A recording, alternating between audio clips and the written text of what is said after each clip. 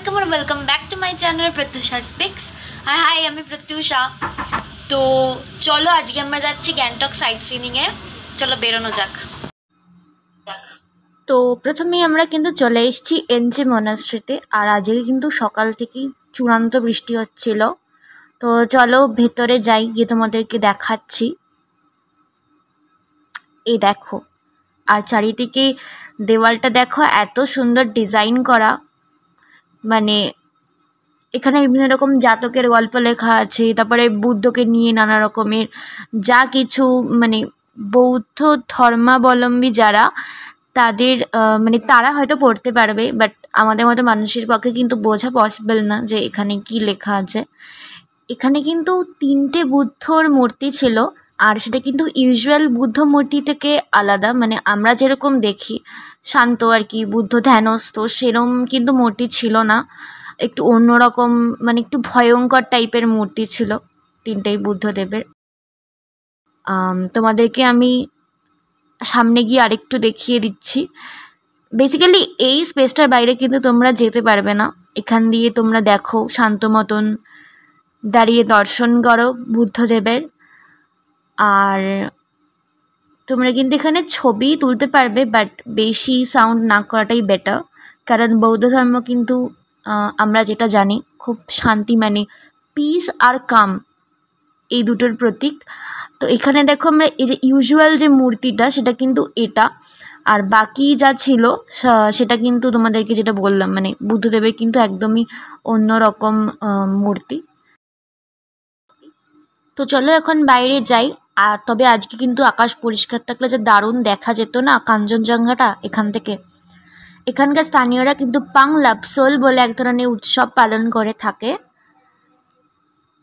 তো তোমাদের যেটা বলছিলাম, দেখো এখানে কিন্তু খুবই বৃষ্টি হচ্ছে এখন। যদিও বৃষ্টিটা কমেছে, আমরা যখন বেরিয়েছিলাম তখন কিন্তু একদম ঝমঝম করে বৃষ্টি পড়ছিল। আমরা এমজি মার্কে বেশ খানিকক্ষণ আটকে ছিলাম, তারপর এসছি এখানটাতে। তো দেখো এখানে একটা রুম আছে, সেটাতে কিন্তু ওরা প্রচুর প্রদীপ জ্বালিয়ে রেখেছে। এবার আমি জানি না কী উদ্দেশ্যে, কী কারণে, বাট জ্বালিয়ে রেখেছে এখানে।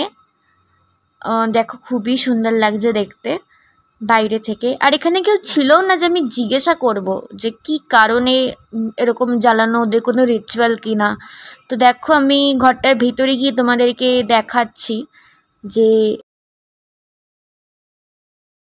আর এই সাইডেও খুব সম্ভবত আছে, হ্যাঁ আছে, এই সাইডেও কিন্তু অনেকগুলো প্রদীপ আছে, তার মধ্যে অনেক নিভেও গেছে, কিন্তু একটু একটু হাওয়া দিচ্ছে। তো চলো, তো নেক্সট আমরা যাচ্ছি হচ্ছে তাশি ভিউ পয়েন্টে। এটা হচ্ছে তাশি ভিউ পয়েন্টে ওঠার রাস্তা। আর উপর থেকে আমি কিন্তু নিচের রোডটা তোমাদেরকে দেখিয়ে দিই। নিচের রোডটা কিন্তু দেখতে বেশ সুন্দর লাগছিল। আর এখন বৃষ্টিটা থেমে গেছে, বাট চারিদিকে কিন্তু মেঘ ছাড়া কিচ্ছু দেখা যাচ্ছে না। তবুও চলো উপরে উঠে তোমাদেরকে দেখিয়ে দিই। এই দেখো অবস্থা, উপর থেকে কিন্তু সাদা মেঘ, আর সাদা মেঘ ছাড়া কিচ্ছু লাগছে না। যদি পরিষ্কার থাকে আকাশ, তাহলে কিন্তু তোমরা এইরকম ভিউ দেখতে পাবে তাশি ভিউ পয়েন্ট থেকে।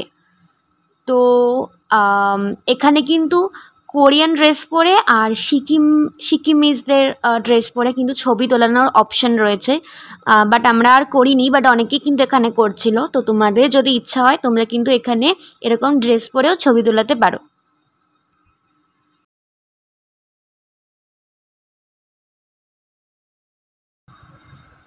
তো গ্যাংটকের আমাদের নেক্সট ডেস্টিনেশন ছিল কিন্তু এই প্ল্যান্ট কনজারভেটরিটা।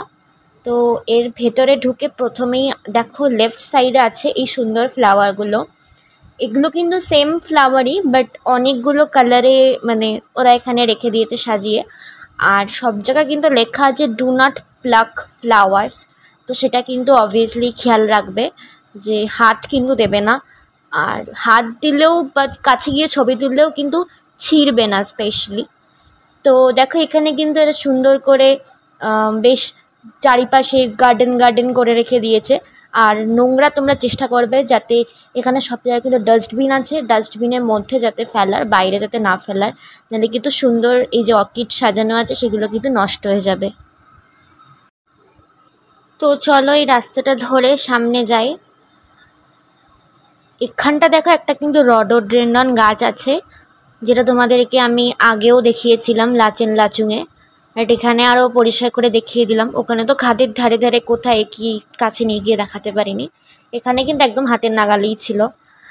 আর এটা কিন্তু অনেকটা ভুলভুলাইয়ার মতন, মানে এদিক থেকে একটা রাস্তা চলে গেছে, ওদিক থেকে একটা রাস্তা চলে গেছে, সামনে এবার একটা আলাদা করে কিন্তু গাছ রাখার জায়গাও আছে। চলো সেখানটা যাই। তো দেখো এখানে কিন্তু একটা অদ্ভুত টাইপের ফুল গাছ ছিল। এখানে এরকম বড় বড় ফুলগুলো কিন্তু হয়েছিল। নাম তো লেখা ছিল কিন্তু ওই আর কি নাম খুব একটা পড়িওনি। তো দেখো এটা কিন্তু তোমাদের যে দেখাচ্ছিলাম নিচ থেকে ওই আলাদা করে যে কনজারভেশনের জায়গাটা, সেই জায়গাটা কিন্তু এটা হচ্ছে এন্ট্রান্স। এখানটা দেখো কিন্তু প্রচুর ফুলের ছবি দিয়ে নাম লেখা ছিল, তোমরা যদি সময় পাও তাহলে কিন্তু পড়তে পারো। আর এইটা এন্ট্রান্সের পর ঢুকেই উপর দিকে দেখো ল্যাভেন্ডার কালারের কিন্তু একটা অদ্ভুত ফুল ছিল। আমি জানি না এই ফুলটার নাম কি, তোমরা কেউ জানলে কিন্তু আমাকে অবশ্যই কমেন্ট করে জানিও। আর ফুলটার কিন্তু কোনো নামও ছিল না। আর এখানে মা আমাকে ইনসিস্ট করছিল যে এই সুন্দর মানে কালারফুল ফ্লাওয়ারগুলোর সামনে আমি যাতে একটা ছবি তুলি, তাহলে পরে গিয়ে যাতে আমি দেখে স্যাটিসফাইড হই যে আমার ছবি আছে। তো সেটা কিন্তু মা বলছিল। আর এই নীল কালারের ফ্লাওয়ারটা দেখো কি সুন্দর ছিল। তো আর এই সাইডে দেখো এখানে কিন্তু প্রচুর ক্যাকটাসও ছিল। যেহেতু আমার ফুল গাছ বেশি ভালো লাগে তার জন্য আমি ফুলের ছবি বেশি তুলেছি। এখানে দেখো এখানেও কিন্তু একটা সুন্দর ফ্লাওয়ার ছিল। আর ক্যাকটাসগুলো বা যেগুলো ধরো মানে এমনি এই টাইপের, মানে কোনো ফুল নেই, নর্মাল গাছ, নর্মাল অর্কিড আর কি, সেগুলো কিন্তু অসাধারণ ছিল। আর অনেক রেয়ার স্পেসিসও ছিল। তো তোমরা কিন্তু অনেক সময় নিয়ে আসবে যাতে এখানে মন দিয়ে পড়তে পারো। তো গার্ডেনে বেরোনোর মুখে কিন্তু আরেকটা রডোডেনড্রন গাছ ছিল, আমি একদম কাছ থেকে তোমাদেরকে দেখিয়ে দিলাম। এখানে দেখো আমরা চলে এসেছি গণেশ টকে। তো এটা হচ্ছে আমাদের নেক্সট ডেস্টিনেশন। আমরা কিন্তু লাঞ্চ করে গণেশ টকের কাছে একটা জায়গায় লাঞ্চ করেছিলাম, করে কিন্তু গণেশ টকে ঢুকলাম। দেখো এই সিঁড়িটা দিয়ে তোমরা উপরে উঠে যেতে পারো। এই জায়গাটায় কিন্তু ছিল পুরনো যে গণেশ টকের মন্দিরটা, সেটা কিন্তু এখানটা ছিল, যেটা তোমাদেরকে মাত্র দেখালাম। আর এখানে দেখো এই বিড়ালটা কিন্তু স্নেহাকে ছেড়ে নামতেই চাইছে না। আর স্নেহা যতবার ঠেলে ঠেলে নামিয়ে দিচ্ছিল ততবার কিন্তু বিড়ালটা আবার উঠে যাচ্ছিল। তো এখানে কিন্তু মা আর আন্টি মিলে যে একটা শিবলিঙ্গ ছিল বাইরে, মানে গণেশ টকের মন্দিরে একটা শিবলিঙ্গ ছিল বাইরে, তো সেখানটা কিন্তু পুজো দিচ্ছিল। আর এখান থেকে আমি তোমাদেরকে ভিউটাও দেখিয়ে দিচ্ছি। দেখো পাহাড়ের ওপর কীরকম মেঘ জমে আছে। চলো এবার আমরা কিন্তু চলে এসেছি হনুমান টকে। এটা ছিল জুতো রাখার জায়গা। এখান থেকে বেরিয়ে সামনে কিন্তু এই হনুমান টকের মন্দিরটা। তো আমরা যখন গেছিলাম তখন কিন্তু কাছেই ছিল হনুমান জয়ন্তী। এখানে যারা আর্মি আছে তারা কিন্তু বেশ সুন্দর করে সাজাচ্ছিল লাইট দিয়ে বলো, বা নতুন অর্কিড লাগানোর মাধ্যমে বলো। তারপরে এই যে চারিদিকে তোমরা দেখতে পাচ্ছ বিভিন্ন রকম ত্রিপল দিয়ে, কালারফুল ত্রিপল দিয়ে এটা সাজিয়ে রেখেছে। তারপরে বিভিন্ন জায়গায় যে রঙগুলো চটে চটে গেছিলো সেগুলো একটু ঠিকঠাক করা, তো সেগুলো কিন্তু এখানকার আর্মিরাই করছিল। তো চলো তোমাদেরকে এই রাস্তাটা দিয়ে নিয়ে যাই মন্দির। এটা কিন্তু মন্দিরের এন্ট্রান্স। তো এই যে হনুমান টকের মন্দিরটা, চলো।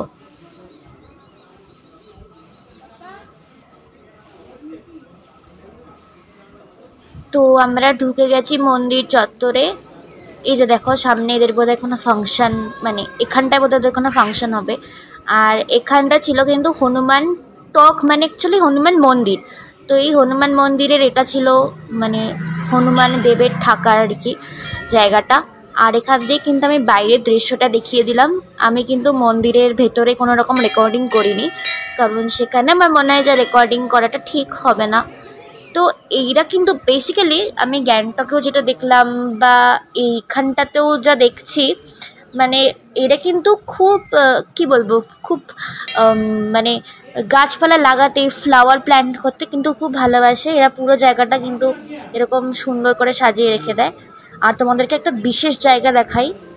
এই জায়গাটা এত অপূর্ব লেগেছে আমার, শুধু দেখো চারিদিকে সিনারিটা। এখানে মনে হচ্ছিল ঘন্টার পর ঘন্টা দাঁড়িয়ে থাকি। এখানে যে আমি কতক্ষণ দাঁড়িয়েছিলাম, তারপর এসে আমাকে এখান থেকে আমার মা টানতে টানতে নিয়ে গেছে।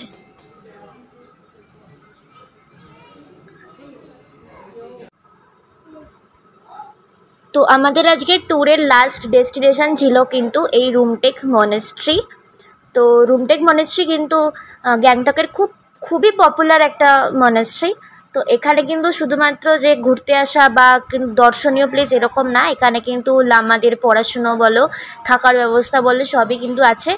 মানে এটা হচ্ছে কি বলবো, যারা বৌদ্ধ ধর্মাবলম্বী মানুষ তাদের জন্য কিন্তু মানে একটা এডুকেশনাল ইনস্টিটিউশনও। তো 4টের পর কিন্তু মনাস্ট্রি বন্ধ হয়ে যায়, সেটা কিন্তু একটু খেয়াল রাখবে। আমরাই কিন্তু 4টের পর এসেছিলাম। আমরা মনাস্ট্রি চত্বরে ঢুকতে পারলেও কিন্তু আমরা মূল যে মনাস্ট্রি সেটাতে কিন্তু ঢুকতে পারিনি। তো তোমরা খেয়াল রাখবে যাতে 4টে না পেরোয়।